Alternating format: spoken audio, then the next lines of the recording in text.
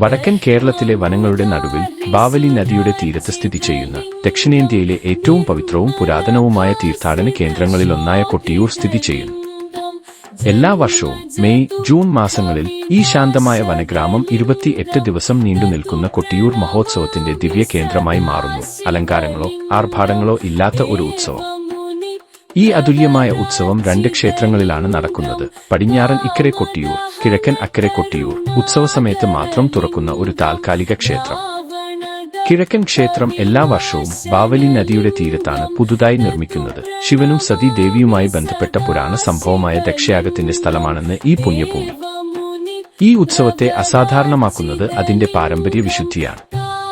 സ്ത്രീകൾ ചില നിശ്ചിത ദിവസങ്ങളിൽ കിഴക്കൻ ക്ഷേത്രത്തിൽ പ്രവേശിക്കുന്നില്ല. കൂടാതെ ഇവിടുത്തെ ആചാരങ്ങൾ നദി, തീ, ചെളി, മഴ എന്നീ പ്രകൃതിദത്ത ഘടകങ്ങൾ ഉൾപ്പെടുന്ന 2000 വർഷത്തിലധികം പഴക്കമുള്ള ആചാരങ്ങൾ അനുസരിച്ചാണ് നടത്തുന്നത്. നഗ്നപാതരും എളിമയുള്ളവരുമായ ദശലക്ഷക്കണക്കിന് ഭക്തർ സംസ്ഥാനത്തിന്റെ വിവിധ ഭാഗങ്ങളിൽ നിന്നും പുറത്തുനിന്നും വരുന്നു. ആഡംബരത്തിനല്ല, മറിച്ച് കൊട്ടിയൂർ പെരുമാളിന് മുൻപിൽ തന്നെ സമർപ്പിക്കുന്നതിനും പ്രകൃതിയുടെ മടിത്തട്ടിലെ ദൈവാനുഗ്രഹത്തിനും വേണ്ടി. കൊട്ടിയൂർ മഹോത്സവം വെറുമൊരു ഉത്സവമല്ല. ഇത് ഒരു ആത്മീയ യാത്രയാണ്. പുരാണങ്ങൾ, ഭക്തി, പ്രകൃതിയുടെ പവിത്രത എന്നിവ ലയിപ്പിക്കുന്ന ഒന്ന്.